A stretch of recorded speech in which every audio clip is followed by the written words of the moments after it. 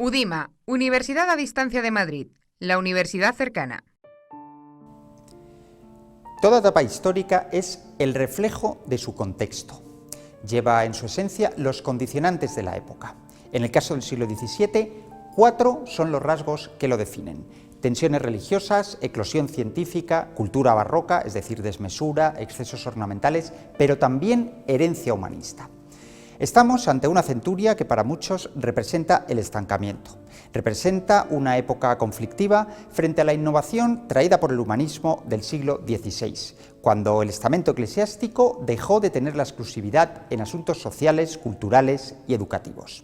Los 100 años que transcurren entre 1600 y 1700 prolongaron la ruptura con el medievo en un mar de fondo de depresión económica, crisis social y pesimismo generalizado. En el marco europeo, luteranos, calvinistas y anglicanos desafiaron al catolicismo oficial, que había incurrido en cierta relajación de las jerarquías eclesiásticas, además de agravios cometidos en el seno de la Iglesia. La Reforma protestante sumió a Europa en un desasosiego de dimensiones continentales que resquebrajó Europa y que encontró en la Contrarreforma la respuesta de los católicos, integrada por España, Francia, Portugal, los príncipes italianos, el emperador alemán y sus aliados centroeuropeos. Resultado: no tardaron en surgir iglesias de carácter nacional, luteranos en Alemania, anglicanos en Inglaterra o calvinistas en un buen número de países europeos. Una época, insisto, de luces y sombras, caracterizada también por el dinamismo científico gracias a personajes de la talla de Newton, Galileo o Descartes. Y en el plano religioso, y por extensión el educativo, llama la atención el desarrollo de la tarea pastoral por parte de la Iglesia tras la celebración del Concilio de Trento entre 1545 y 1563. A partir de ese momento nacieron numerosas congregaciones y órdenes religiosas con sesgo docente.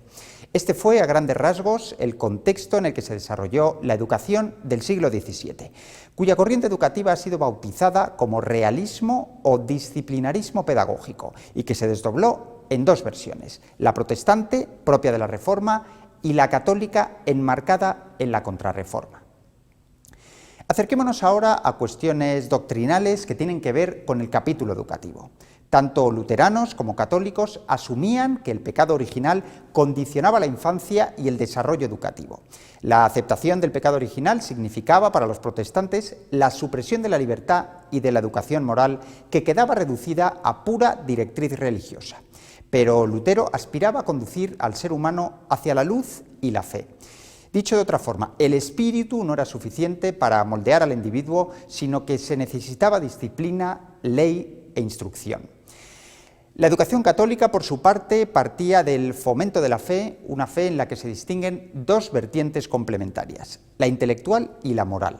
Por tanto, la educación era concebida como una tarea básica para que los niños recobraran la inocencia y alcanzaran la piedad, venciendo así la ignorancia y la soberbia del pecado original. Los propios luteranos enfatizaron la necesidad de aplicar una educación infantil férrea, especialmente los 7 primeros años, para alejar al niño de la perversión y el vicio. Se contemplaba la educación como un proceso disciplinario en el que la iniciativa debía recaer en los educadores y en el ambiente, pero no en los discípulos. El paradigma educativo mostró una gran desconfianza respecto de la educación familiar.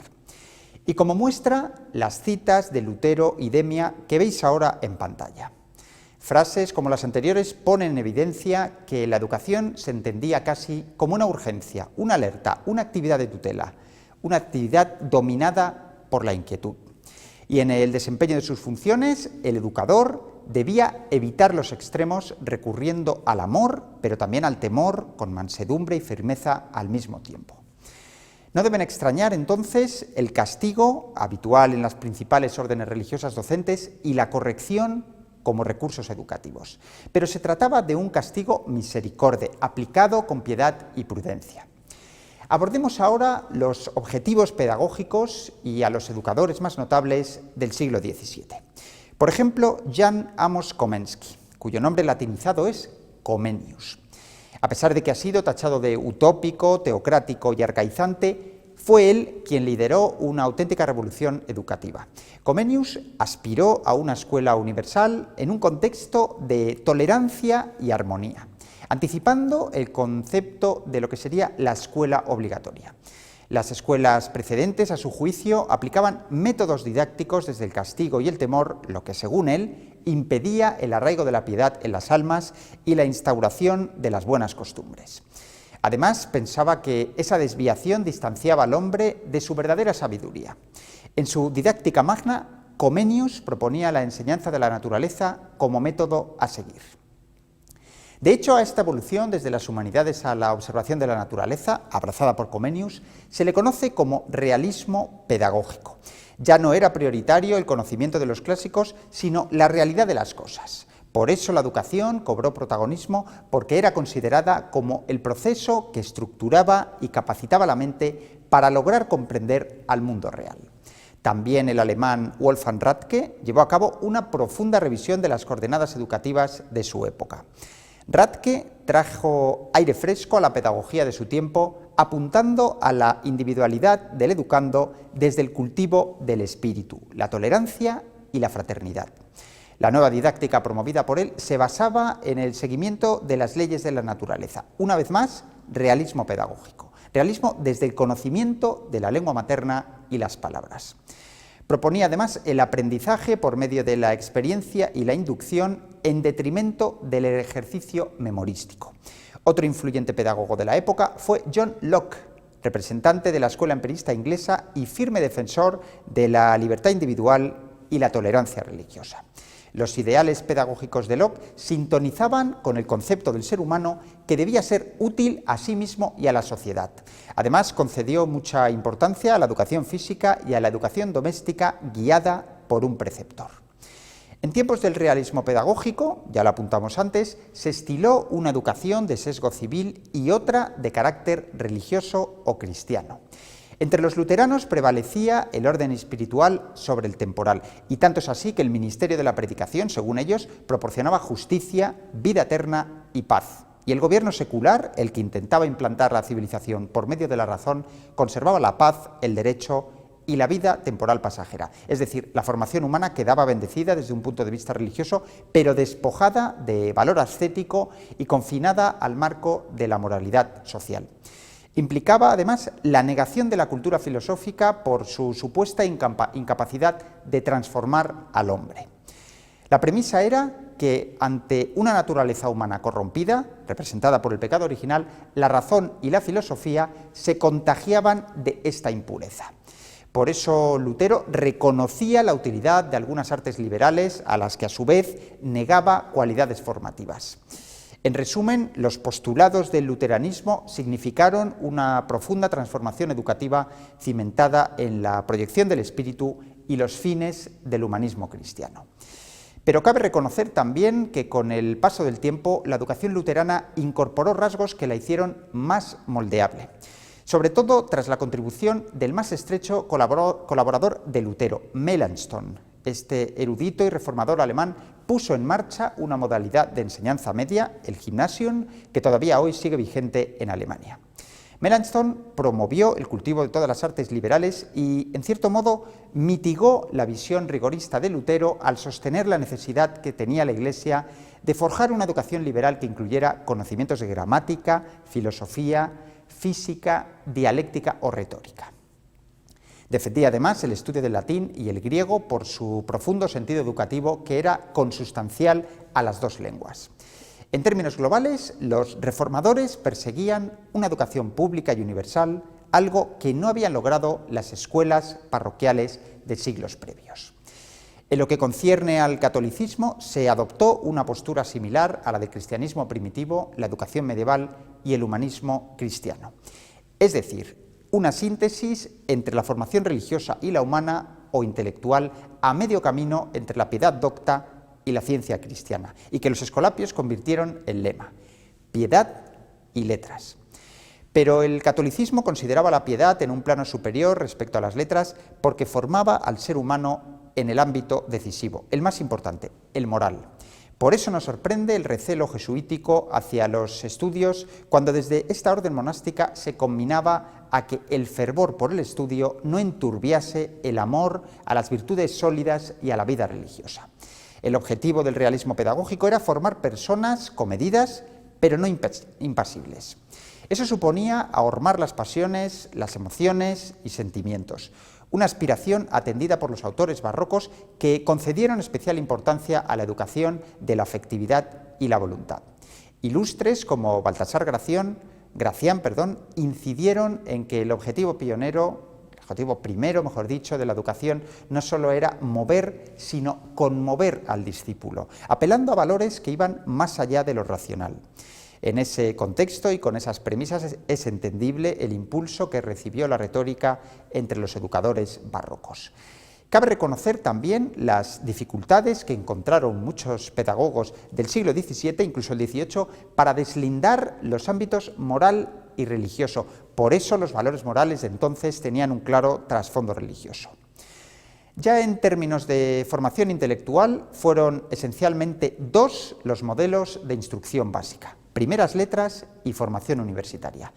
Las primeras letras se encargaban de transmitir conocimientos de lectura, incluido el latín, lo que implicaba también un seguimiento más decidido de la doctrina cristiana, y en esta fase educativa se abordaba el aprendizaje de otras disciplinas que podemos leer ahora en la diapositiva. En cuanto a la etapa universitaria, esta se configuró como un centro de carácter profesional que habría de proporcionar funcionarios al servicio de la Iglesia y del Estado. Una de las facetas más peculiares del realismo pedagógico, por cierto, era la urbanidad, que aspiraba a regular la conducta del alumno con el fin de contrarrestar los efectos perniciosos del pecado original. Incluía un programa diario de actividades que afectaba al alumno no solo en el entorno escolar, sino también en su casa y en las relaciones sociales. Tras lo dicho, no sorprende que los contenidos educativos del realismo pedagógico tuvieran un profundo marchamo religioso. En el caso del luteranismo, similar al sistema de enseñanza ideado por la Compañía de Jesús, que ideó el Ratio Studiorum, prevaleció un plan de estudios de inspiración renacentista. El propio Martín Lutero dio prioridad a la Sagrada Escritura como materia esencial, tanto en latín como en griego, hebreo o alemán. Tras ella, los alumnos debían conocer a los mejores exégetas y los libros orientados al aprendizaje de lenguas. Y por último, se abordaban los libros de artes liberales, heredadas del quadrivium medieval, y otras disciplinas científicas, artísticas y técnicas como derecho, historia y medicina. Dicho de otra forma, la tesis luterana partía de la proyección de las artes filológicas difundidas por el humanismo, a las que sumaba el auxilio de la gracia, necesaria, por cierto, para restaurar la primitiva pureza de la fe y con la que se lograría una educación cristiana distinta a la escolástica medieval. Pero también en el seno del luteranismo se produjo una evolución de los contenidos educativos. De hecho, Melanchthon, discípulo de Lutero, acabaría retocando el plan de estudios concebido por su maestro previamente. Despojó de niveles el plan anterior y propició que las disciplinas del humanismo ganaran protagonismo en la enseñanza secundaria.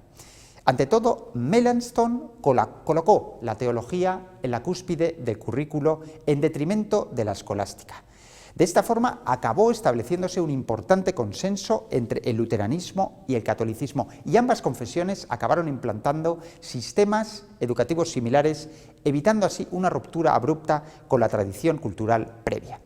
Respecto a las disciplinas y profesiones seculares de la enseñanza superior, apenas sufrieron cambios de estructura respecto a la etapa precedente. Los cambios más novedosos del realismo pedagógico afectaron a la enseñanza elemental, que no había gozado de un protagonismo excesivo y se limitaba al aprendizaje de la lengua latina.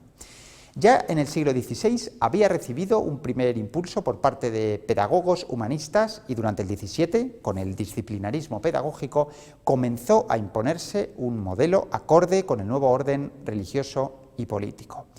Esta predisposición alfabetizadora, donde primaba la enseñanza de la lectura y la escritura, surgió al calor del Estado primitivo, la creciente economía capitalista y el interés de las iglesias por instruir a sus fieles en temas doctrinales. Buen ejemplo fue la propuesta de San José de Calasanz, fundador de las escuelas pías. Tengamos en cuenta que en España, a excepción de las escuelas pías, el aprendizaje de la lectura solía abordarse en lengua vernácula, pero en el resto de Europa era habitual iniciarse en la lectura con la lengua latina. El primero de los sistemas de enseñanza que logró imponerse fue el de San Juan Bautista de La Salle, que enseñó a sus alumnos a escribir, a leer francés, latín y manuscritos, y nociones tanto de ortografía como de aritmética. Se trataba de una enseñanza de tintes religiosos a la que se sumaba la urbanidad, disciplina a la que La Salle dedicó un manual titulado Las reglas del decoro y de la urbanidad cristiana, y en la que se evidencia la intención de fundir moral religiosa con moral secular. A modo de balance, la educación del siglo XVII transcurrió por los derroteros del realismo pedagógico con la enseñanza de la naturaleza como alternativa a los clásicos y con la educación universal como propósito.